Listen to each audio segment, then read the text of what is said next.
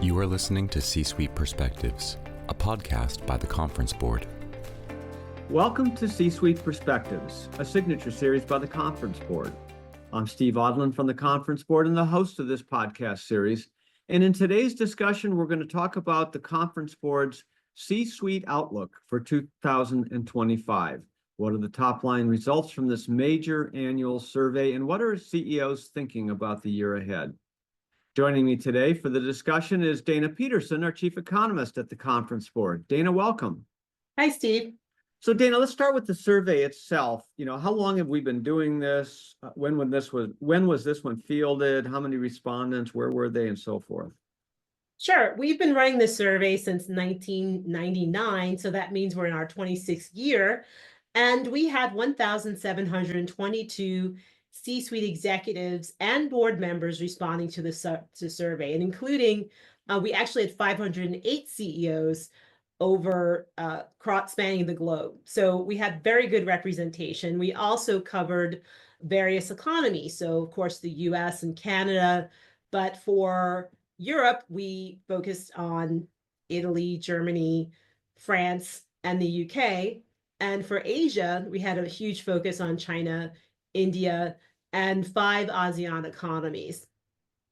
So these were really senior people, and these are the really important countries that contribute to the global GDP. It's really a great turnout in this survey. So what were some of the top-line results? Sure. I think number one, despite all the challenges, CEOs are still looking for growth, and they're excited about finding ways to increase revenues. But certainly, there are a number of challenges for them this year. They're very focused on AI technology in terms of adoption. They're seeing some benefits, but they also are challenged by obtaining the full benefits. There's a big focus on rising geopolitical tensions, especially between the US, the European Union, and China. Surprisingly, there's still a lot of concern about slowing and/or recession in the global economy. And that's notable because back in 2003, that's when everybody thought we were going to have a global recession. And importantly, if the US was going to have a recession. We didn't have a global recession. The US did very well in 23 and 2024, but you still have this angst globally and also in the US about the economy. There's also a lot of concern about regulatory burdens. Certainly the EU has a very strong regulatory environment. The US does also, and companies are very worried about that. And then there's sustainability. And sustainability is a big issue, especially in Asia as well as for Europe, in terms of how do companies certainly comply with net zero goals that countries have committed to, but also just, the give and take in terms of, how strongly various societies feel about it. And I think in terms of the internal issues, number one, companies are still very concerned about attracting and retaining talent. That's just the biggest issue for them. And they're concerned about the costs of doing that. And they're citing labor costs as being a major issue. But on the upside, they are, again, as I said, using AI. And they're also looking at marketing, increasing their marketing and communications budgets for allowing growth and promoting growth, especially in the face of the many challenges that they'll have in 2025. So that's a lot, and we'll break down many of those subjects as we go along here. It is interesting, Dana, that we still had this angst about a potential recession when in fact it hasn't shown up. Did you see any geographic differences in that angst? Well, we saw a lot of the angst in a group we called Other Asia, and that includes China. And that's actually understandable, even though China year after year publishes growth, close to 5%, because that's a political and economic goal. But there's still a lot of challenges in China. Certainly, they still have the ongoing housing crisis. Domestic demand is in a slump. Consumers are unhappy. And so much of the growth that we've seen has come from, focus on producing products and exporting products having to do with the energy transition, and also lots of monetary and fiscal policy expansion and stimulus. So there's still that underlying concern about recession there, even though, on paper, And at the end of the day, China never has a recession, other than certainly the pandemic. And then in the US, I was actually very surprised by that sentiment, especially because I know that, heading into 2023, there were concerns that, yes, the US is going to go back into recession. Inflation's super high. The Fed's hiked rates dramatically, consumer debt's piling up. But nonetheless, we never had a recession in 2023 or 2024 because of the labor market. Consumers were still working and they had income and they also had savings, and they used a lot of that to spend. And also in the US, you had industrial policies that bolstered not only government's spending, but also private investment associated with reshoring and building out infrastructure and investing in chips and R&D. 2024, likewise, a really good story for the US. So that's why I was surprised. But I think maybe some of it's a function of which industries think they're going to benefit under the new administration. Tech companies are really excited, as well as financial services, because you might have lots of deregulation. There could be some tax cuts here and there. Other industries that have benefited a lot from the industrial policies have questions. Certainly construction, the materials, manufacturers. And then there's also concern about whether or not we're going to see an intensification of the ongoing trade war and what that will look like. So there's really a lot of mixed feelings out there. But I think that's where most of the concerns about recession or slowdown are focused. Yeah, and we've heard from our other research that there's continuing concern about inflation in the marketplace. Elevated prices that haven't come down, and then there's most of the inflation has been moderated, but it's still inflating over high prices. Do you think that contributed to some of this angst? I'm not sure that's an issue for companies, because the complaints they had about inflation were related to labor costs, and labor costs are high almost across the board because you have demographic issues. So baby boomers are retiring. In the US, it's roughly 10,000 a day. Europe has negative population growth. China has seen a massive decline in the number of available workers who aren't children or retired. And so that's all putting pressure on the labor market. So most of the inflation is there. And in fact, in terms of growing, very few CEOs indicated that they were going to raise prices to grow. And I think that sentiment was mainly in Japan. But for the most part, companies are not looking to raise prices to grow. So I think that's somewhat constructive for consumers. But I think the main issue for consumers is not so much that inflation is rising quickly as it was a few years ago, but that the level of prices are elevated relative to what they were pre-pandemic. Okay, so let's shift to the external factors. What are CEOs telling us, first of all, globally, and then in the US specifically, about the external factors that they're going to face in this 2025 year?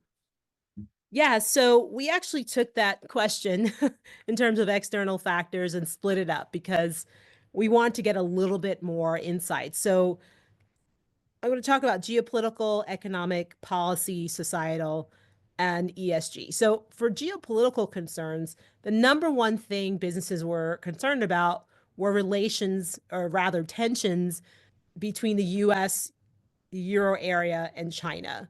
And a lot of it has to do with competitiveness around trade, around technology, and we're noticing that there are more actions by those three giant regions along the lines of trade and restricting investments in certain areas or in certain products. And the second after that is just general global political instability. And third was political uncertainty in terms of how these tensions plus the instability politically will affect your operations across the world. So those are the big things that businesses were concerned about. In terms of economic conditions, we already mentioned it, economic downturns / recession, but also higher labor costs. And third was inflation. So yes, inflation is a concern. all around for companies, but they ranked labor costs higher. And then they also said labor shortages are a big issue, plus fiscal policy. In terms of policy and globalization, regulation, number one, was a big concern. And it was especially notable for, the US as well as Europe and certain parts of Asia. When it comes to societal issues, I don't know if this is good or bad, but they said rapidly advancing AI technology. They see that as something that's going to affect some external factor that's going to affect how they do operations. So you can look at that as, well, things are moving so quickly, we don't have time to catch up, or this is great. We're going to get to the point where AI can really be useful for our business. But there was also big concerns about demographic changes, which I talked about a little bit because of the implications on the labor market. And then finally, when it comes to ESG, sustainability was very important for companies. And indeed, in Asia, sustainability ranked very highly, as well as parts of Europe. Now, there are these ongoing geopolitical, hotspots. Of course, you still have the ongoing war in Ukraine. You've got the Middle East situation still bubbling. And you do have this tension in the South China Sea. What did we hear from CEOs? And did the concerns differ geographically from them? Sure. So overall, in terms of external geopolitical risks, the conflict in the Middle East was only a concern for CEOs, 12.4% of CEOs. And then the war in Ukraine was relevant only for 7.8%. Now, yes, there were definitely regional differences. So the US was highly concerned about the war in Ukraine, conflict in the Middle East, and European countries were very concerned about Ukraine. But other than that, those two conflicts were less of a focus relative to concerns about tensions among some of the biggest economies. So those were things that were quite interesting. Did you hear anything at all about you mentioned the tension between China and the West, but anything specifically about potential nervousness about military issues with the South China Sea, Taiwan, and so forth? So we also asked CEOs about more detailed questions about conflict-related geopolitical risks. Now, their number one thing, again, was intensified global trade wars and then foreign cyber attacks. But number three was greater risk of conflict in Asia Pacific. So 21% were very concerned about that. And again, most of that concern was in Asian economies.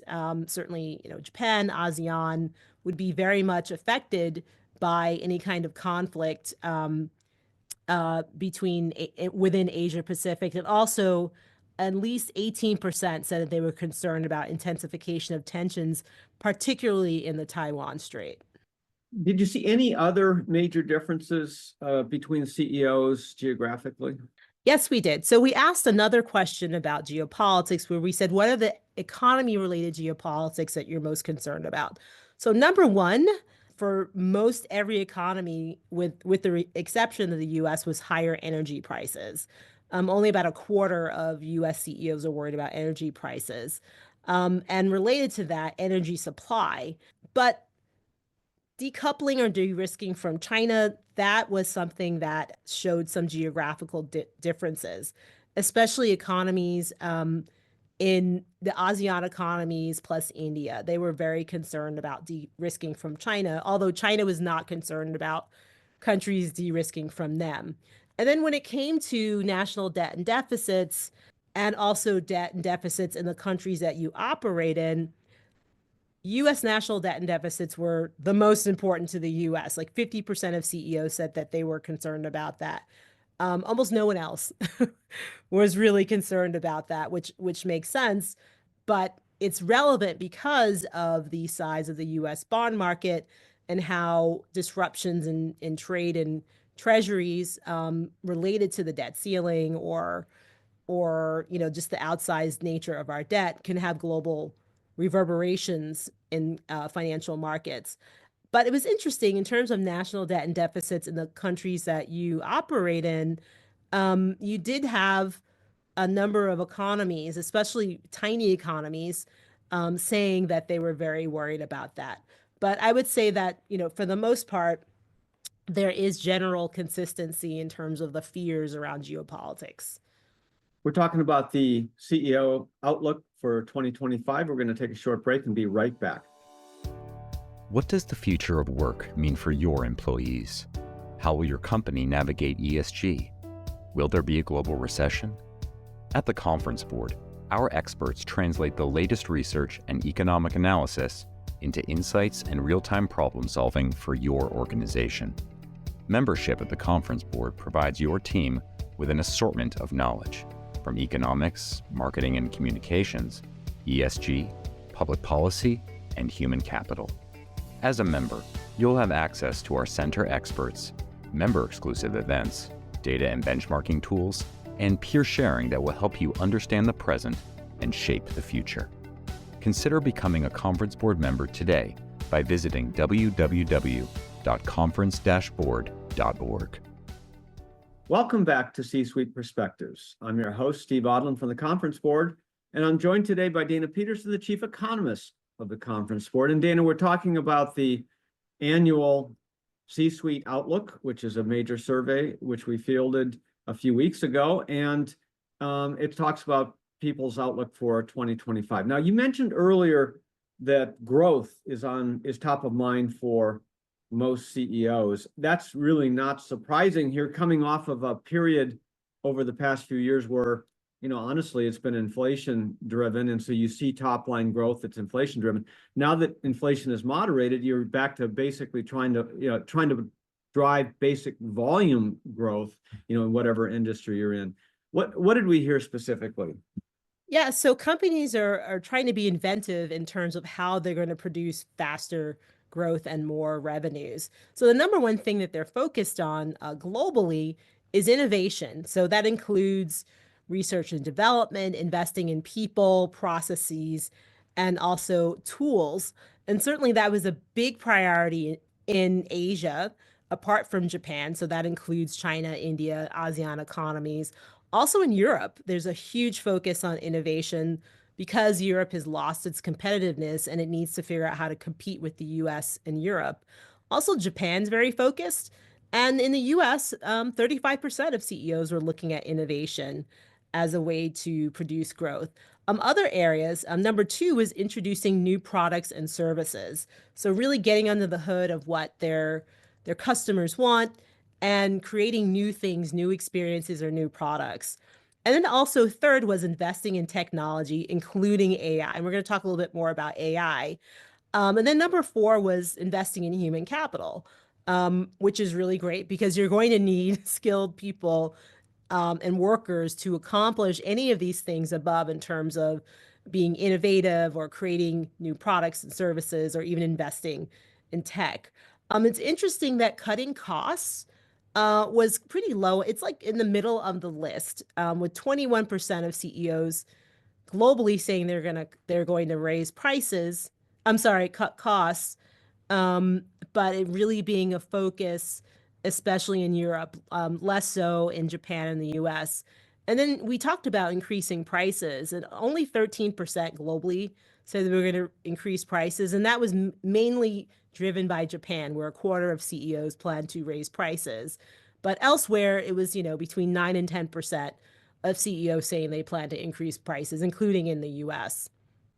Yeah, so that is that's the top line. Now, part of what you talked about in terms of costs and of course prices hit the bottom line as well. Any other feedback from us on how CEOs intend to grow profits in 25?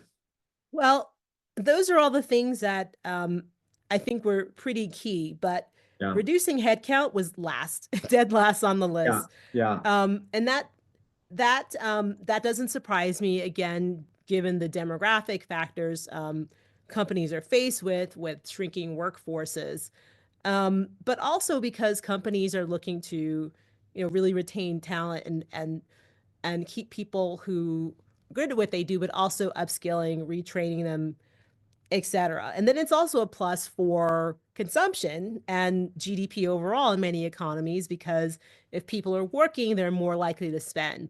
That's very true for most economies, not so much for China because it doesn't have this social safety net. But I think that that coming in dead last is constructive. It's positive for growth. Yeah, this whole notion about retaining talent or job banking or skills banking has been really interesting to watch over the past few years. You've talked about this as a job full, period of time, and I think there's value being placed by the C-suite on workers more than we've seen in a long time, and so when you talk cost cutting in the past, you typically heard about job cuts. That was almost first on the list. Now you just don't hear that. So this is a real different period of time than we've seen over the past 40 or 50 years. Absolutely. And it's this big structural change. Over the last 40 or 50 years, you had plenty of workers. You had tons of baby boomers, and then they had children, Gen X. But the following generations individually are smaller. And you have a number of people who are retiring at the same time. So the baby boomers, they're going to be done retiring in a few years. But right on the back of that, you're going to have Gen X. The oldest Gen X person is probably around 60. So, 4 or 5 years from now, you're going to see a big increase in them retiring. So companies don't really have a choice here. So if you can't find the workers, they're also turning to technology. And once again, this year, in terms of investments, innovation, digital transformation, technology, AI, were on the list for companies to grow and innovate and basically make up for the lack of workers in some areas. Well, you said it earlier. I mean, 10,000 baby boomers retiring a day. That's what is that? 3.6 million people a year. I mean, this is unseen, but this has been this whole, this big boom and this generation has impacted everything as they've gone, and this period of time is no different. This is the C-suite outlook, and we've been talking a lot about the CEO, but we did survey other members of the C-suite, direct reports to the CEO. Did we see any differences between the responses from the CEO and the CEO's direct reports? Well, there was a big difference with respect to leadership. So we asked CEOs and all the other executives, what does it take to be a good leader? And what are CEOs and executives looking in leaders to grow profits at the end of the day? So innovating thinking was number one for CEOs across the board. It was also pretty important for CFOs and CHROs, but it wasn't the number one for other executives. So other executives were definitely looking for change management skills. They were also looking for agility and resilience. So CMOs and COOs were looking for technology, data, and AI analysis. And when we look at CHROs, they were also very focused on technology and data. So you definitely see this split where CEOs are looking for innovative thinking, meaning new ideas so that we can provide goods and services to new markets, whereas his or her reports are more focused on the tactical things, like we need data, we need technology, we need someone to actually make these changes within our company. So I think that's interesting, and it suggests that given the gap, that there's a lot for CEOs and the rest of the C-suite to discuss to make sure that there's kind of a marriage of these two principles so that they can move forward. Yeah, and one of the other differences relates to AI. You mentioned AI earlier, and we should turn to that now. AI, I think CEOs are worried about having the talent and the skill sets to really take AI to the next level. I think the CEO's direct reports, who are actually closer to the implementation or the use of AI tools, actually feel better about it. So there was a little difference there too. Absolutely. And AI crops up just about everywhere. Indeed, companies are looking to AI as a number one thing to improve their supply chains. They think AI is actually working. And indeed, the number one thing that companies said that AI has done for them is increase the productivity of the workforce. So that means that so I think that takes away some of the fear that AI is coming for your job. Oftentimes it's not. It's going to come and make you better. And they also feel that the AI has been um, beneficial for customer satisfaction. But as you mentioned, Steve, certainly when it comes to views on the greatest challenges regarding the implementation of AI, CEOs say it's lack of experience. Number one. So we have this tool, no one knows how to use it, but the rest of the executive team of the C-suite doesn't think so. So CFOs think, data privacy and security concerns are number one. CMOs and chief operating officers are saying, well, it's the quality of the output, right? Garbage in, garbage out. CHROs are also very concerned about data privacy and security. And when you ask ESG folks, sustainability officers and chief legal officers are also very focused on data privacy. So basically, the CEOs is focused on expertise. Everyone else is focused on the data and is it safe? So I think those are pretty interesting differences that, again, there's a gap that needs to be overcome. It's interesting. A year ago, 2 years ago, and when we asked about AI, it was wow, are we falling behind, or what is it, or how do you spell it? I mean, it was, but it wasn't that long ago. And now you're hearing about, what's the best way to implement it? Are we, do we have the right skills in this area? So you really see a really quick maturation curve in terms of adoption and implementation of these new tools. Absolutely. And I think something that's also interesting is there was a great concern about employee resistance. Are the workers going to go along with AI? And for the most part, CEOs are saying, no, we're not seeing much in the way of employee resistance. Only 9% said that. Same thing with CFOs, as well as ESG folks. Among CHROs, they have around 10%. So the highest percentage is actually 16.4% for chief marketing officers and chief communications officers. And I think because this probably hits closer to home, where AI can replicate some of the things that they're doing, but AI can also enhance what you're doing. You can become more creative if AI can do kind of the boring things for you. But there isn't much employee resistance that executives are seeing, and I think that's a positive thing. Any others, as we wrap up, any other, big areas that you want to highlight? So I think, the last big insight that we see from the report is around human capital. As I mentioned, attracting and retaining talent persistently year after year is like one of the top issues or internal concerns of businesses. And that did not change this year. Close to 49% of CEOs said that attracting and retaining talent was very important to them. And also enhancing people productivity. So it's interesting that AI is helping with the productivity aspects and also developing leadership capabilities and upskilling and reskilling. Those are also things that are a big focus, which we've already talked about. And those are things, so I think it's interesting that CEOs are aligned on these focuses, these areas for the company relative to the other questions that we asked. And, just looking at how CHROs think about this, CHROs agree. Yes, attracting and retaining talent is the biggest issue.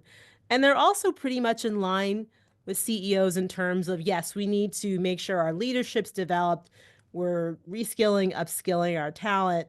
And also they were very close to the CEO in terms of culture and well-being, and also thinking about how AI is going to impact the employee. So it seems like CHROs and CEOs are very much aligned. So that's great news.